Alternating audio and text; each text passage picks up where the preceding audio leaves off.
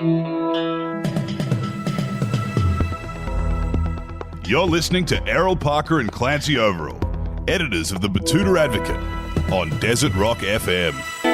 Well, here we are on Desert Rock FM, Batuta Advocate radio show. You're joined by Clancy Overall and Errol Parker, editors of the Batuta Advocate. One of the most iconic Melbourne actors. Can I say thespian? Do you like that term? How dare you? Gary Sweet, thank you for joining us. G'day. It's an absolute pleasure to be here. Absolute pleasure. Now, you've been acting for how many years now? 30, 20 years? 30 years? 40. Your 40 whole life. next year. 40. 40 next year, my whole life. You're a child star then. That's right. No, 40 years next year. 40 years next year. Yep. Have you got one of those stories where you kind of like Paul Hogan fell into it, or were you chasing that? Oh, kind of bit of both, really. Bit of both. You know, people say, oh, I never wanted to be famous. I wanted to, you know. Yeah, I wanted to be famous. Yeah. Yeah, because what happened was I was playing football in South Australia, AFL football in South Australia. And I had a group of mates in that footy team, probably half a dozen of us, and we were regularly on South Australian television. So we had kind of some limited public visibility, you know, that was effective in those days at, nightclubs and stuff like that. Okay. You know what I mean? Yeah. Special guests, VIP Correct. booth. Yeah. Yeah. Hey, once again, special guest. It's always us. You know. People go, no, not them again. And the Rams. Yeah, that's Straight right. after the football match from Yeah. across the road. Thank you we very have much, special ladies and gentlemen. Try the meal. So I just figured, you know, that I wanted something more than that, and that if I could get onto national television, that would probably really piss the rest of them off. You know. So when I finished university, I went across to Crawford's. This was Adelaide, of course, and went to Crawford's, late December, and said, "Hi, Gary Sweet from Adelaide. I'd like to be an actor." Yeah. And guess what the response was? No, really, guess. You hired. No, yeah, they showed me the door. Come back next week. Yeah, they said, look, they said a few things. They said, that's very interesting. Do you have an experience? I said, no. Do you know anyone in the business? I said, no. They said, do you have an agent? I said, an Asian? Why would I? They said, an agent. Oh, no. What is an agent? They said, do you know what date it is? I said, it's the 22nd of December, isn't it? I said, yes. I said, we're not making anything now. So when will you be making something? They said, about this time in January. I said, okay, I'll wait. And they go, what? I said, I'll wait. They go, where? I'll go, here. They go, no. I said, yes. So I sat there, and it kind of came up in a De Niro movie called The King of Comedy. Yeah. Have you seen it? Where he says, Rupert Pupkin, and he waits? Yeah. Well, that's what I did. And I waited for about 3 hours, and the secretary kept looking up and seeing me and going, he's still here, he's still Right. here. You know? And then someone came out and gave me an audition out of curiosity more than anything. Oh, right. Which went something along these lines, but not like exactly this. But, she said, read this. And I went, what's that up on the road? Ahead? She goes, you want to have another go at that? So your reading was letting you down to begin with. Oh, mate, what's that up on the road ahead? Yeah. So she said, very good. Yeah, very good. She said, why don't you go back to Adelaide and we'll call you. Okay. So I did. That is very Rupert Pupkin-esque. It is, isn't it? It is. Yeah. Just waiting in the lobby. But they did call. I got this job teaching, and the week before I'd broken my ankle playing basketball, and I turned up at school, and on the Wednesday they rang me and we've got a job for you. And I said, no, I got a job now. I'm fine now. I've got a job. That was just that time in my life. Oh, we'll wait. What do you mean you wait until you say yes? And I went, So I took a day off school, got the cast cut off, flew to Melbourne, got the gig, and had to come back and resign from teaching. After I'm guessing you weren't married or anything at this point? Not at that stage, no. It was you're pretty fluid in the way That's you're bouncing correct. between That's cities. correct. Yeah, I was. Yeah. How did the principal of the school take it? He didn't take it well because the only reason I got the job was because he was a life member at the footy club I played for. So he got into the old. Here's a bit of a favour for you, Gaz. You know, loser. So how old would you been? 22 I was. Yeah, and what was that first role? I can't remember what the first role was. Were you perhaps playing another sportsman? No. I'll tell you what the first role was. Look, it was a movie, Yeah. and it was a particular director's first foray into regular type of movies. Oh, right. Yeah. He had made R movies. I'm not talking about any colour movies like, say, blue movies. Blue movies. Yeah. Looking at R-rated movies, and he made this horror film. And but when he discovered belatedly, after we all had, that it was an absolute piece of shit, he cut in some more than explicit scenes that none of us had ever seen in the movie. So when we went to see it, we're like, what? The original porno? I know. Who are they? What's going on? Who are those people? Never seen it before. Anyway. Yeah. So some weeks, yeah, so you can imagine it's not my finest hour. But I was so green, you know. Like I finished the movie, and on the Monday I rang my agent and said, "So where do I go? What am I starting on today? What's my gig?" You know. But You felt like a contractor, yeah, I thought I'd just start another job, you know. So then you go back to teaching, and they were like, no, it was welcome back, Gary. Yeah. Well, the other thing too was, I mentioned before, you know, that photo I saw on your webpage of Joe Hockey, you know, who looked like he swallowed that whole sheep. Mm-hmm. Well, I'd never had this film catering, you know. That film shoot went for about 6 weeks. You know, and I stopped training, and I started eating. And you had a bung ankle anyway. Yeah, for Australia, I started eating. Yeah, so when I finished, you know, You're kind of like those FIFO miners who kind of get that. They call it the Bain Marie 10 when you start working in the mines because you're not eating responsibly out of your own kitchen. You got a lot of more bacon and eggs than you usually have. Well, that's exactly right. I did a movie last December in a place called. Oh, what's it called in Krakow? Yeah. Yes, Yeah. Krakow. There you go. Yeah, so I stayed there, and that's got one pub in the whole town. Yeah, it's owned by Fred Brophy. Correct. Yeah. Yes, went and saw the tent boxing while I was there. Yes. Did you ever go? I wanted to have a go. Yeah. There was a bloke about my age called Chopsticks. Yeah. Believe it or not. Chopsticks. Have you met Chopsticks? Yeah. Yeah. He's been A stalwart, the really. butt of many Oriental jokes, I imagine, in Correct. Western Queensland. Correct. Yes. I'm glad that you didn't get to fight him though, because he looked like he would rip my ears off. Yeah, he's not bad. He's not bad, but I think I still could have. Yeah, you might get a job. I'm about 50-50. But anyway, we stayed in the gold mine there. All right. We stayed in the gold mine in Krakow. Okay. So I'm familiar with the Bain Marie. And loving it. Now, well, do you get a bit of that now when you're going away? Like as we were talking about before, a bit of time in Broome recently on the next season of Mystery Road. Yes. Do you do well living out of a briefcase? Yes. Is that just an act? Is that part of the job? I reckon. Yeah. Yeah. I'm not good at packing. I'm very not. 60 business shirts and Yeah, I 3 know, pairs of underpants. I do a lot of ties and Yeah. I don't think there'd be many actors who are very good at packing. no, it's not. But I was like, if I underpack, I swear the next time I'm going to take something. Because, you know, I did this film in Broken Hill, you know, and it's boiling hot, but no one realises it's freezing cold, you know, in the morning. Fortunately, I won $200 on the pokies and went and bought myself a decent warm jacket, you know, because.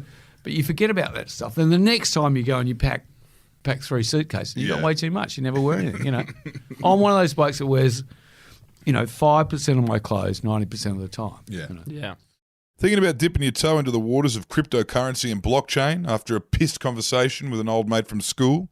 Already got a portfolio of random digital coins from that 2-month craze that consumed speculative investors a year or two back? Or are you an actual cryptocurrency investor who hates the big banks and traditional markets? Well, Mind Digital is your gateway to the world of cryptocurrency and digital assets. Whether you want to simply buy and sell or access advanced features, Mind has all the tools you need. And it's the only Australian-based crypto exchange with an Australian financial services license. So have a look at minddigital.exchange. Now into the show. It was funny you were saying before with the colour movies, the blue movies, because you don't hear that term. You don't hear that, do you? No, but we were in Burke and we were having a feed in Burke. It's a Chinese restaurant in the Burke Bowls Club. and we're sitting Owned there. by Chopsticks, because he does own quite a fleet of them. Yeah, you know. yeah, they do. Those old boxes actually do have a bit of money stashed elsewhere. But no, we're in there and they've got the Chinese restaurant. We hear one of these old grey nomads walk up to the bar and go, "Excuse me, do you have Wi-Fi here?" And the old guy goes, "No, we did." But then all the little kids, all the little towny kids watching blue movies out the back on the front lawn, they'll tap into the Wi-Fi watching porno. And they'd go through park's all just the next. data. Oh, And they just, that'd be it. Yeah. And they just use hammer it all the up. whole- And they're like, Nothing what the left. All the little kids are just, because the skate park's next door, so they're just on their phones with the unattended kids with tablets just watching full-blown pornography. Well, I still don't know the difference between Wi-Fi and the internet and any. That's probably a good thing. Yeah.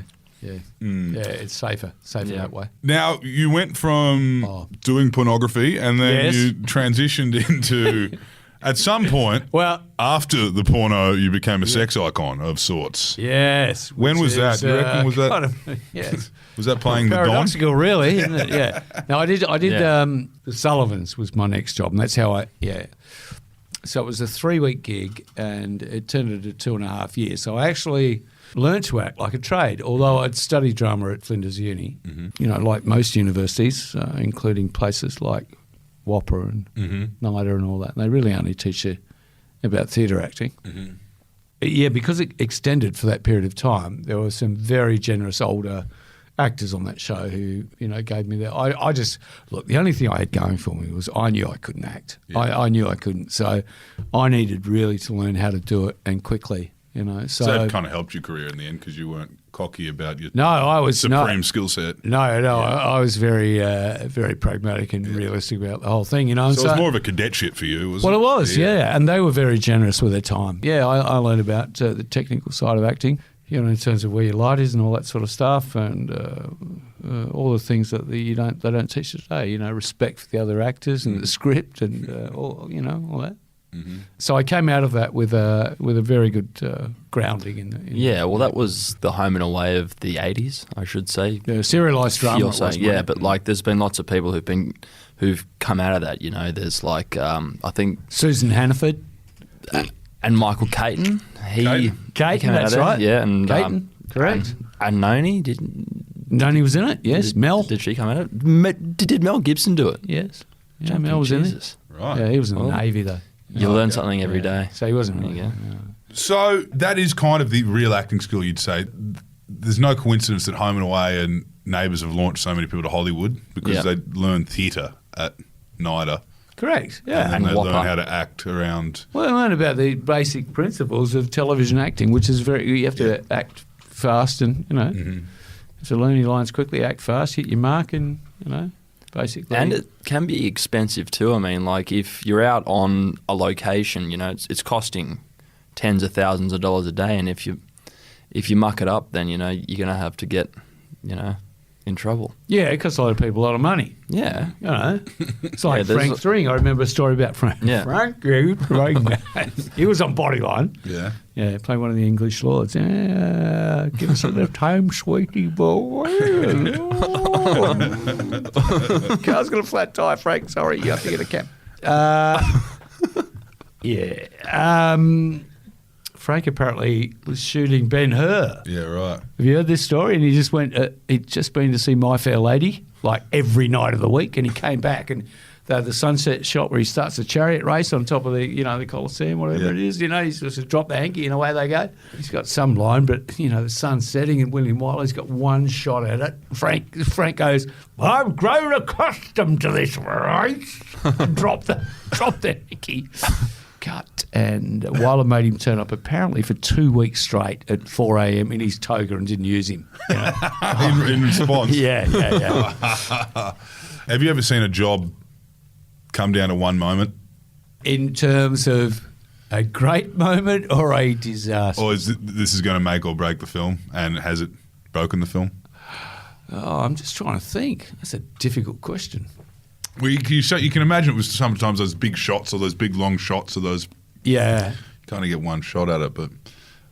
I did a film I really liked with David Coppola called The Tracker that Rolf de Heer shot. Oh yeah. At the end of the movie, I get hung. All right. Hanged. Do I? Yeah. Hanged. a person's hanged, a Yes. picture is hung. Well, could a person? Oh no, it doesn't matter.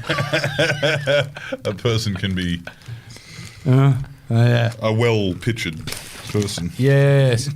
As you were saying, sorry. Yeah. Sorry, dude. Yes, that's right. Yes, I often don't. Yes. Yeah, I was hanged a number of times because we shot it on the side of a hill. We shot it at sunrise, you know, and it's a really good shot with the sun coming up over this hill, you know, and so it looks like a massive golden orb, much like the staircase to the moon in Broome. I had to hang there for ages before the sun came up because we didn't want to miss it, you know. So I was hanging from this tree that we built. Yeah. There was no trees on this hill, but we built this giant tree.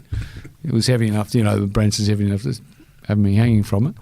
So we got the shot that we wanted, but Rolf said, "Oh, we'll just do it again just to make sure." So we'd quickly get all the camera and all the crew further down the hill so that they could get the sun coming up behind me again.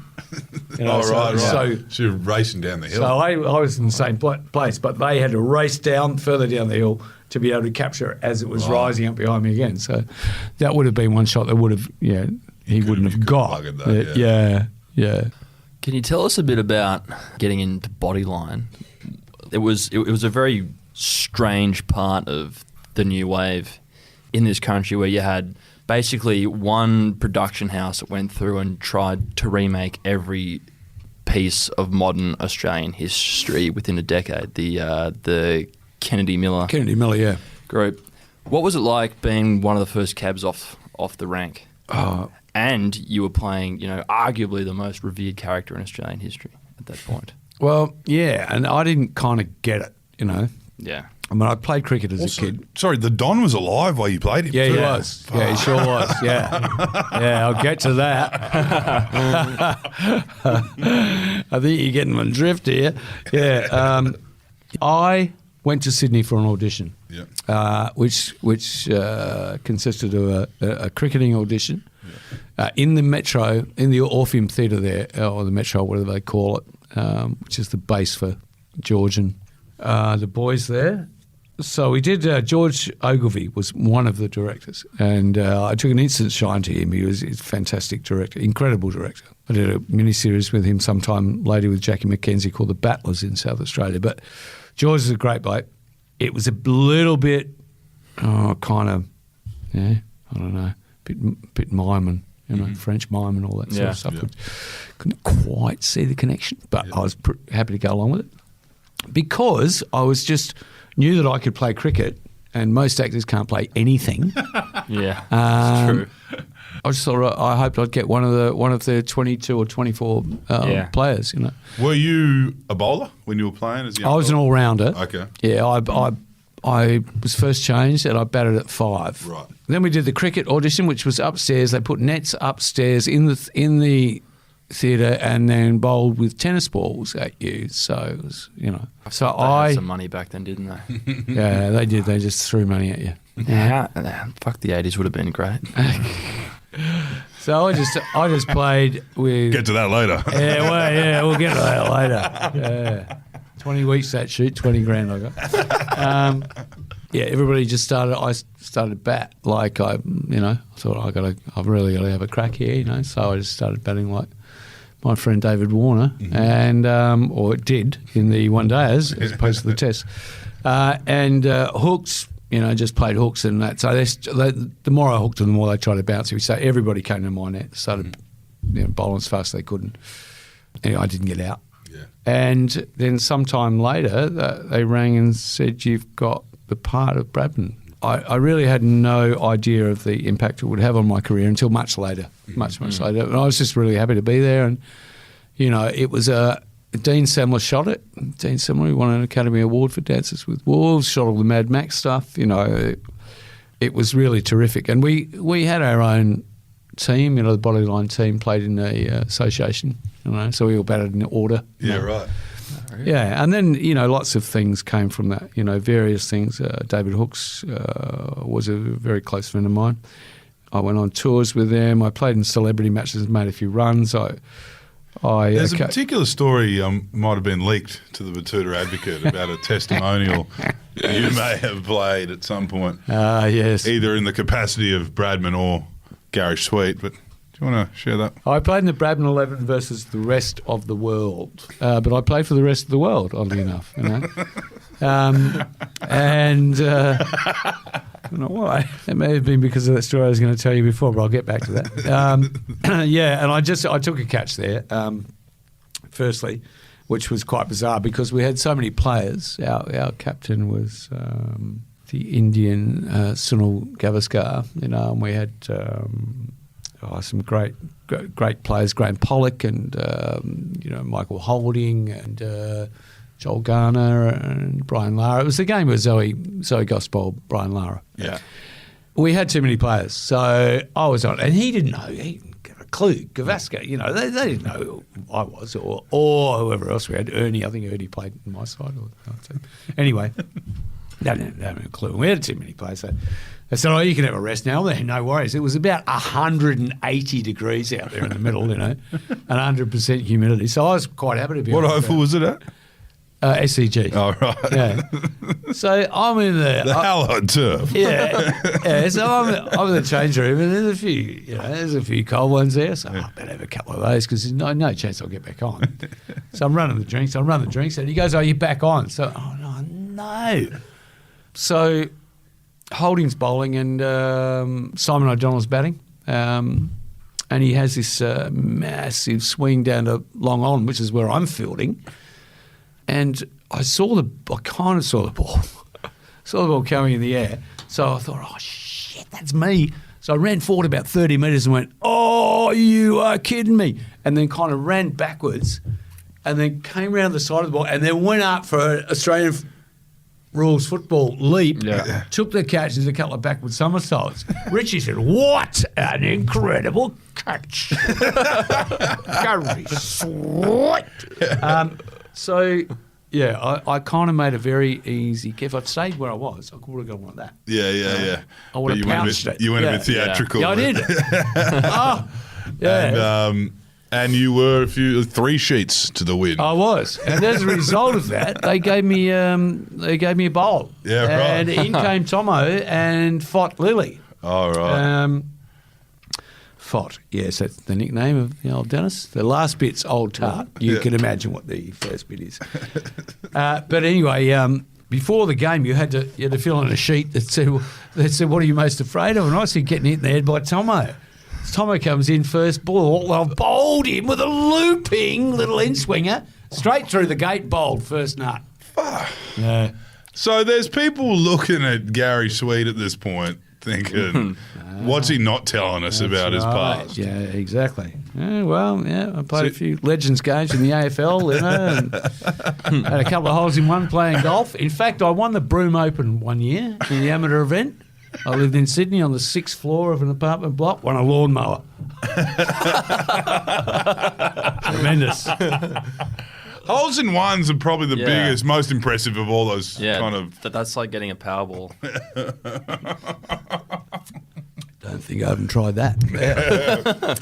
Now, the aforementioned tale of the Don being... The Don, yeah. So we went to meet the Don after 2 weeks of shooting. Yeah. So in Adelaide this time? Yeah, so it was really an affirmation of what we'd already done, you know. He flew down from Sydney, and George Ogilvie was so nervous that he had a drink at the we had a drink at the Adelaide Airport bar, and he doesn't drink. So he was like... And was it in the morning? Yeah. Yeah, it was about 11 a.m. So he was so nervous that he had a drink, yeah. broke edge. Yes. Yeah, and... He must have been nervous. Yeah, so we got there, and Bradman was great, you know. He was really, really interesting, but his wife was even more fantastic. Yeah. What an absolutely beautiful person she was. So she was the star. Is that she was, yeah. Now, bear in mind, I'd had some coaching by Leo O'Brien. He was in the other team. Yeah. Well, he's in the same team. But Bradman was a Mason, all that sort of stuff. Leo was a Catholic, so there's a few of them. So that's how old they were, that they used to care about that shit. Yeah, that's right. Yeah. So Leo told me a few stories. I had some batting from Leo. Leo's great. He played for Paran here in the VFA, and they were hard little bastards. He's about 5'6". He had 48 fights, amateur fights. Yeah. Played You wouldn't be saying that now, would you? Played in the VFA, and so he kind of gave me an idea of what Bradman was like. But Bradman picked us up, he drove us back to the airport, and he was great. But his wife was absolutely delightful. Now, after Bodyline came out, he never spoke to me again.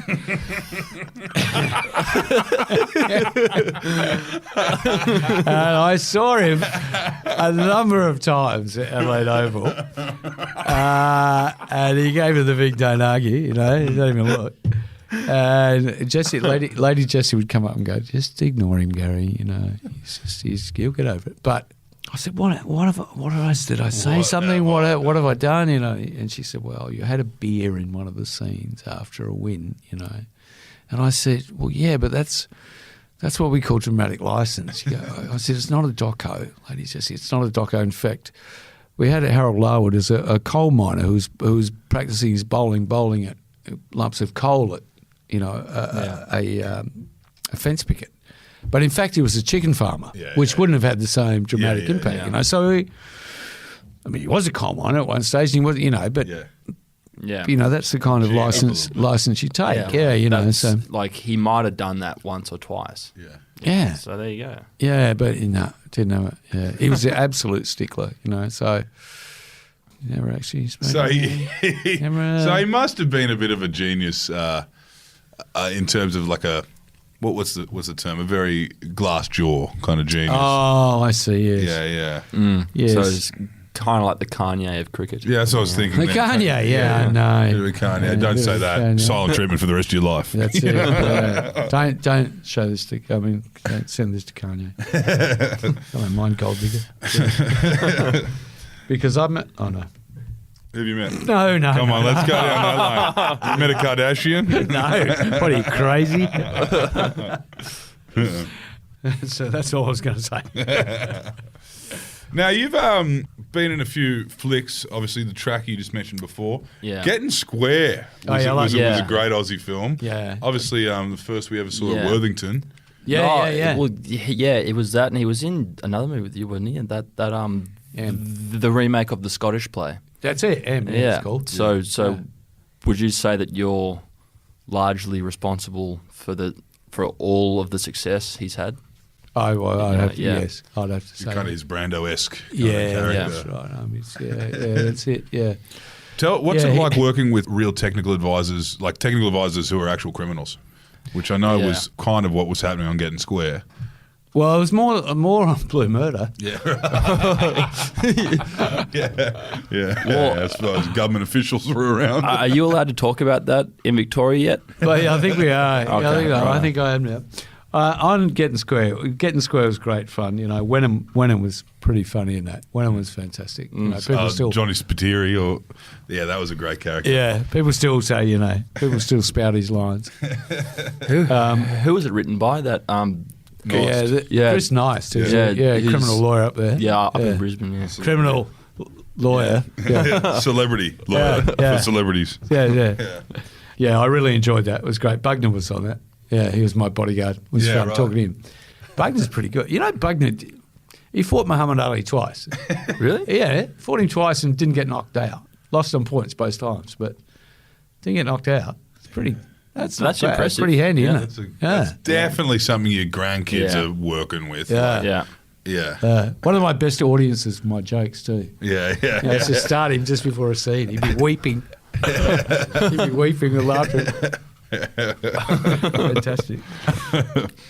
So, Blue Murder. How was that? Because there were obviously, as we mentioned before, gag orders, NDAs. Who are you playing in that? I played Rent-A-Kill. Yes. Okay. Yes. Drury. Christopher Dale. You killed Drury. Shot Drury. Shot him a number of times. Yeah, Rent-A-Kill. But I still hear my lines sometimes in bars behind me. Yeah. I had this great scene where I pulled a gun on. Was it Nettie or was it one of the coppers? Yeah. I was with Rogerson and Nettie and that at lunch. I forget who I pulled the gun on, but then I ate the schooner glass. I was, Yeah. You're not a koala, you're not a protected species, I'll kill you, all that sort of stuff. But I've heard those lines behind me in bars. Just some- where guys are... Some punters just... see me and go, you're not a koala, you're not a protected species, Did you meet any of those old figures? Yes, I did. I'd rather not go into that. Okay. Okay. Yep. Fast in the fact. Certain pub in Ultimo, maybe? I don't know. Oh, a few of them. Or down in Yeah. Those are a good place. Yeah. Terrific place. Very, entertaining and fun and, Loved a long lunch. very good at long lunches, yes. yeah. The Pacific. Oh, yeah. Yeah. Pacific's good. Was that the first and last time you got directed by Spielberg, you think? He didn't direct, really. He was He was just he produced. in the Same with Tom background. Hanks. Yeah, Tom Hanks said, "Can you lose another 30 pounds, Gary?" I was 70 k's. Like I'm like 76, Really? I think now. I was down about 70 or 69, I think. Another 30 pounds. Yeah, sure. Yeah. So what? Down to 62 kilos. I don't think so. But yeah, the only thing about that was we did this boot camp with these Americans who were just king-size pains in the ass, making us walk, waking us up at midnight and making us do parades through the jungle and then waking us up at 6 a.m. with a belt-fed mortar, Hear that, boys? That's the sound of freedom. Yeah. When the bus came in the last day, I went, hear that? Yeah. That's a sign of freedom. It was kind of like when, right in the last couple of years of Warnie's career, he used to always go to the media and bitch and complain, the coach, old Buck, he makes us go on these camps. We have to run up and down these fucking hills, have a full-on boot camp. He goes, all I do is I take 5 steps in and bowl and stand at first slip That's all right. day. Why do I need to carry a jerry can of water up a hill? And this is one of the biggest indictments on his replacement, Stuart McGill. Oh, yeah. Is that he had to do the same thing. He was about the same age, and it fucking ruined his knees. And he was like, if I didn't have to do this, I could still be playing. Yeah. And then he took Cricket Australia to court and do your own research, but I think he lost. Yeah, thanks. Got to do it. Got to hold him accountable for I tell making you what, exercise. I tell you what, Warnie, I like Warnie a lot. He goes, We do too. Yeah. If you're listening, Shane. when Mark Tully made that 334, Yeah. and retired at that, and then everyone said, "Did he make it? It's Bangladesh or Sri Lanka or someone like that, they go, but it was only against Bangladesh or Sri Lanka. Warnie goes, hey, 334 not out in the backyard is a good score. Yeah. Let alone at test level. Yeah. So that's right, Shane. Excellent work. Do you get on with other actors? Because you seem to know a fair bit about sport and... No, you don't? No. How does that go? Because there seems to be, you Not were that saying well. all those films. All those Well, films, yeah, Hugo, all like- those different people you came through together with. There was a bit of a squad. Noni, It looks like there's kind of... it kind of looks like there's... yeah. All right. What? Go on. Well, I haven't seen since. well, Never seen him.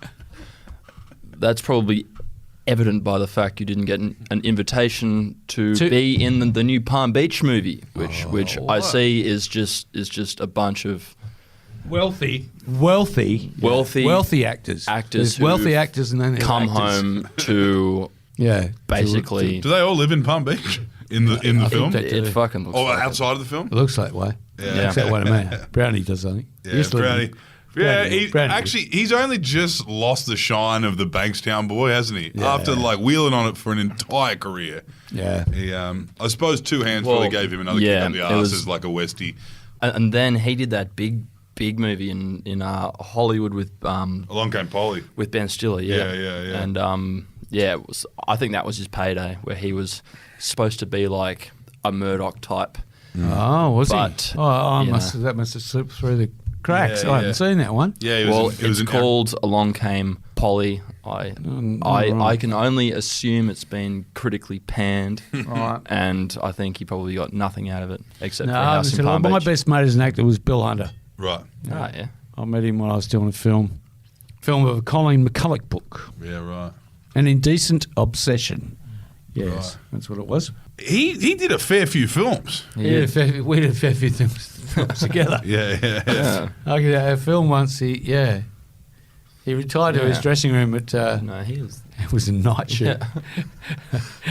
I really needed an interpreter to understand him when he came out. But when I met him, it was this film, and I'd never met him before, and I was quite nervous. It was the first thing I did after Bodyline, so my first movie. And it's where I started smoking, because they said, you don't get this role unless you smoke. I'd never smoked. I was 27, I suppose. Healthy. Take that to the unions. Yeah, that's right. Yeah, it made me sign something, and Kerry Packer's film company too. But I met Hunter at the bar. Surprise, surprise. I walked up and he was facing the bar, and I said, "Excuse me, Mr. Hunter, my name's Gary Sweet and I'll be playing Michael." He turned around and looked at me, he goes, "Like a man with guts, but I had a mug that's overconfident." Back in your box, young fella. He said, "No, now I'm fast and I'm scientific and I'm too fucking good for learners." He said, "I'll dance around you like a cigarette paper in a whirlwind. When I come down, I'll be right behind you." He said, "I've had 5 fights in 6 days. I've lost a lot. I'm due for a win, so watch yourself, please." I turned back to the bar. It's great that he turned back after Turned that. back to the bar. And I was just standing there, and then he turned back to me and went, "We having a beer or what?" Oh, That was the start of a beautiful friendship. Yeah. Oh, he was in a lot of movies, wasn't he? Yeah. Jesus, yeah.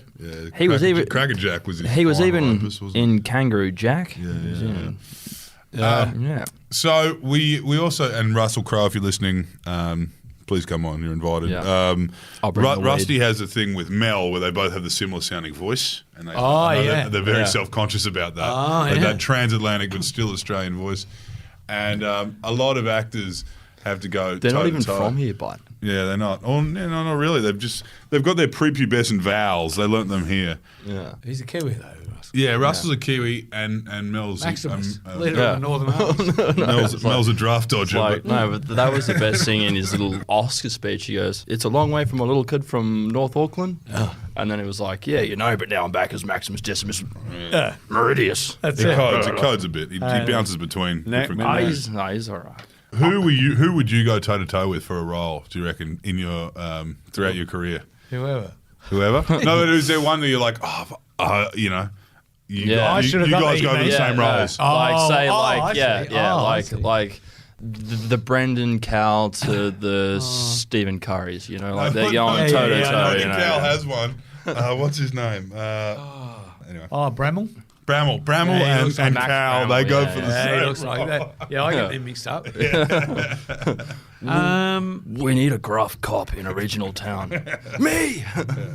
I suppose Phelpsy and I would be the same vintage. And your stingers together.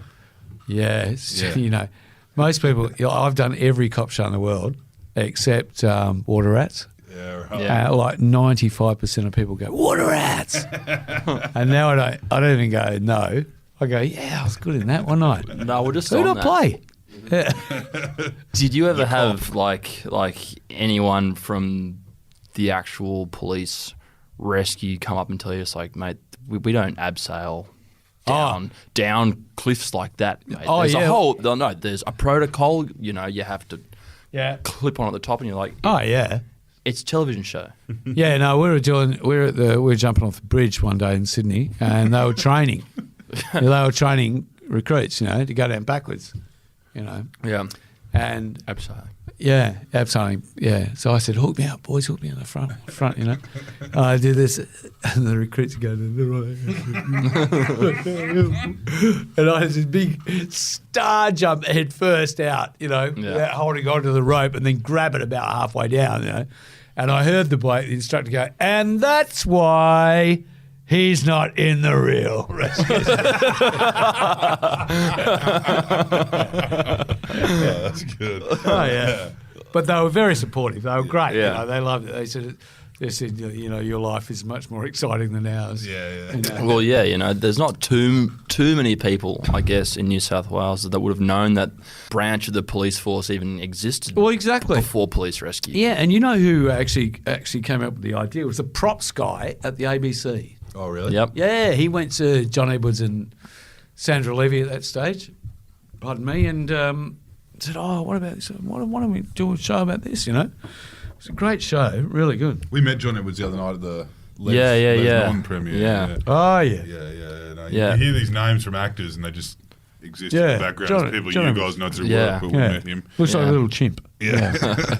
He said he had probably the hardest time in the world to get the Les Norton thing up because he's like, apparently, Rob, he had got rid of the rights to like 18 10 different different people, and just being like, yeah, you can have it for a couple jugs. You can have it for how much is that boat? Yeah, You can have it all for $32,000 deal, and then they bang cash, no contract. It's all verbal. And So he couldn't find who actually owned No. it. Yeah. Yeah. I realised that once they got into production. Which is Yeah, well, I had a horse like that. My mate's dad, he had Alzheimer's. Oh, really? Yeah, so we went Sold to everyone. Yeah, we went to a trainer in Adelaide who we thought it was training it. He said, sweetie, which one do you think's yours? I said, that one. He said, yeah, that's owned by about 20 people, I believe.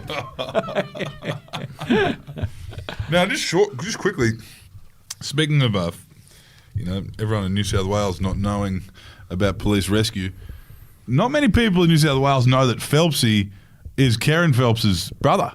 Correct. I didn't know that either. Yeah. Correct way. Karen Phelps, the shortest independent in the history of Eastern Sydney. But she also did a lot of good things. No, but that was her. It didn't come up once. She actually lent into the TV doctor as opposed to the brother of the guy from Stingers. Hey, Phelpsy's old man had the best ever job. What was that? He was a beer taster for Tui's. Oh my God! Out at Lidcombe, wasn't he? Yeah. Yeah, right. Now we see here you're on a few boards. You're A few boards? Manly Seagulls rugby league supporter. Is that? What a loader. Really? I used to be. Yeah. Is that just something actors all just grab something from each city? Is that what happens? Oh, well, I couldn't watch AFL when I was in Sydney, because, look, all I've done is a slow crawl long ago was up the that? eastern seaboard. 30 years ago. Up the eastern seaboard and then down again, That's why I'm just basically an itinerant vagrant. But I wanted a team. And for that period of my life, because I didn't get... I'd only been brought up in South Australia playing football, stopped playing once I started acting, although I went back, played a low grade of Emerald League and did win the association medal that year.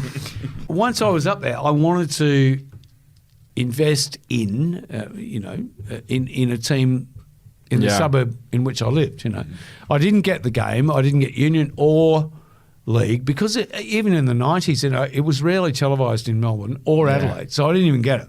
In fact, when I first moved to Sydney, it was mid-80s, and I lived in, I think it's called Alfreda Terrace, which in Coogee, which runs alongside the Randwick Rugby Union ground, I think, and it was when Campese and all those guys were playing. Yeah, all the Ellas and shit. And And the coach now, Michael Checker, was there. And anyway, our balcony of the apartment I lived in with a number of my mates from school looked over at the ground. Now, my first introduction to rugby union was I watched some guy get the ball and kick it 14 rows into the crowd and everyone clapped.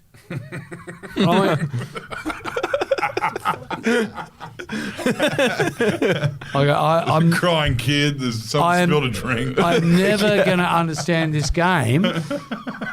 Yeah. And they go, well, that's called a penalty and, all this sort of stuff. Whereas the whole, idea of Australian rules football is to keep the ball inside the field of play. Yeah. I'm still not entirely au fait with the rules of union.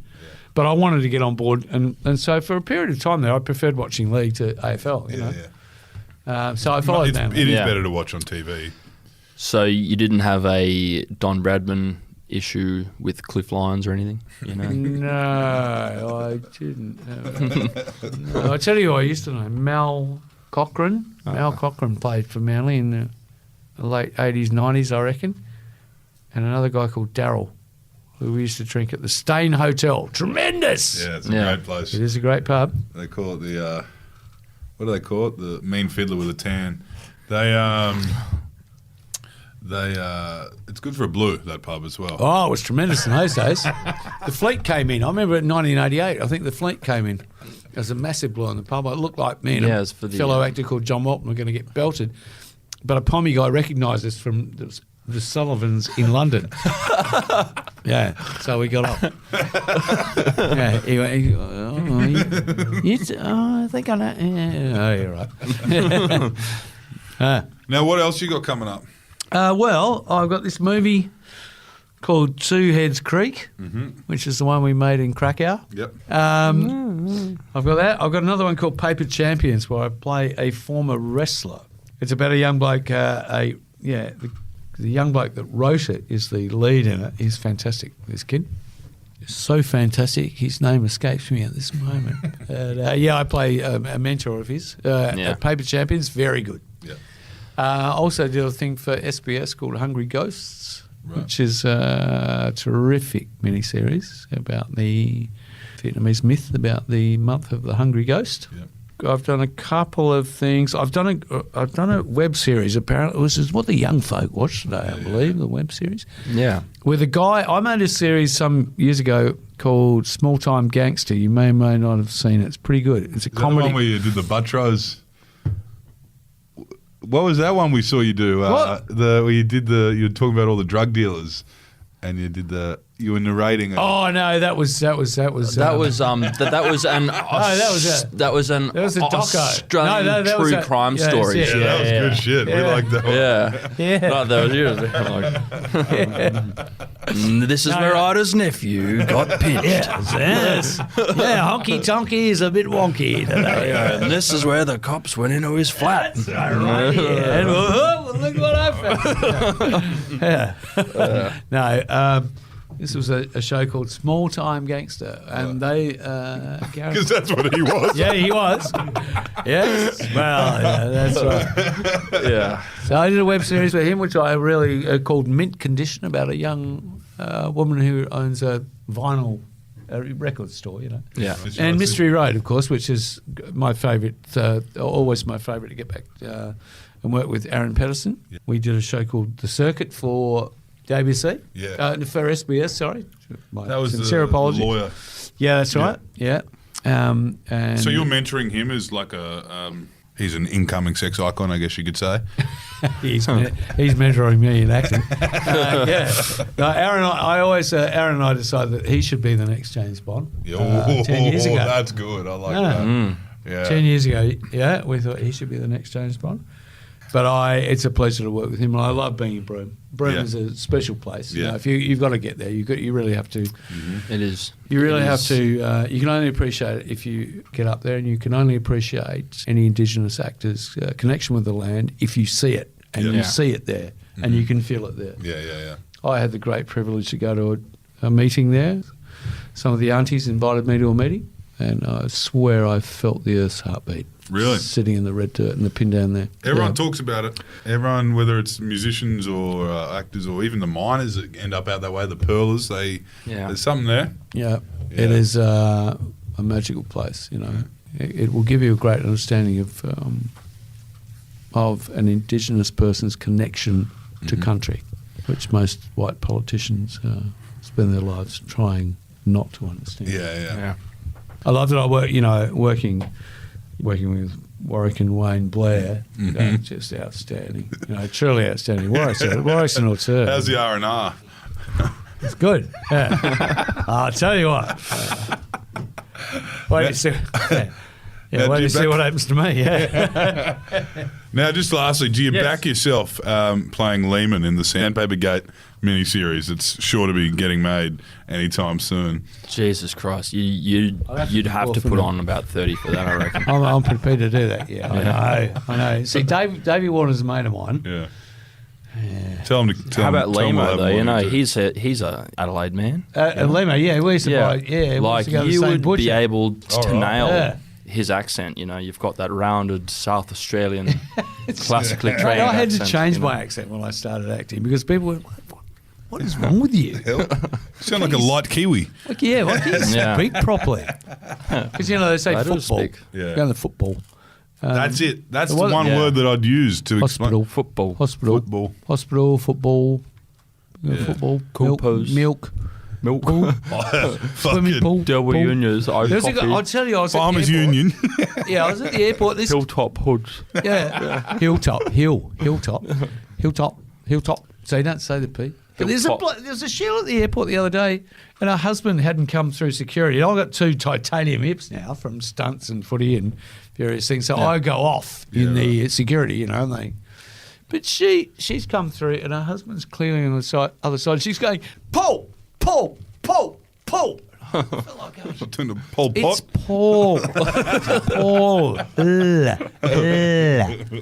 Paul. That's a bugbear I've got. The other thing is Australia. It's not hard. Australia. It's not difficult. It's not Australia. It's not Australia. Australia. It's Australia. That's Not very the difficult. South Australian coming through. So, There you go. You would make a good Lehman. Let's Thank you. let's put that. Yeah. Buff, yeah. Put the feelers out there. Well, tell Buff too, and Yeah. tell him if he doesn't remember going to our butcher, you know, I'll go deeper than that. You know. I'll start with that, and then Or at least a Mark Cosgrove in a couple I of could years to play. come. Cosgrove, Mark Cosgrove. Yeah, who was that? Large Kiwi that took that catch? Who was He was a fine Cosgrove was cricketer. the last big Cosgrove? Yeah. Pretty good player. He was our Jacques Callis, but you know, he just never got the opportunity to become the Jacques Who Callis. was the big unit for the Caribbean? Dwayne Leverock at the World Cup. No, it was for Bermuda. He was a cop who was in the World Cup, and he took an absolute screamer at second slip. Against Oh yes, I remember now. against Bermuda. against Pakistan. I heard a story about a bloke who took a cruise through Bermuda. Yeah. You hear this story, but the only reason he took the cruise was because they had fabulous entertainment. This is another story you've got from Frank Thring. No. Apparently, yeah. They went all through the Caribbean because the entertainment was great. They had a great singer and a full orchestra. Yeah. Went all their way through the Caribbean. All When the they way got to through. Bermuda, the triangle player disappeared. Apparently, That's definitely apparently a joke. that's a true story. That's a Frank joke. Gary. Trying to feel I'm here all week. Thanks, Gary. Thanks for you. joining us, Karen. Thank you very much.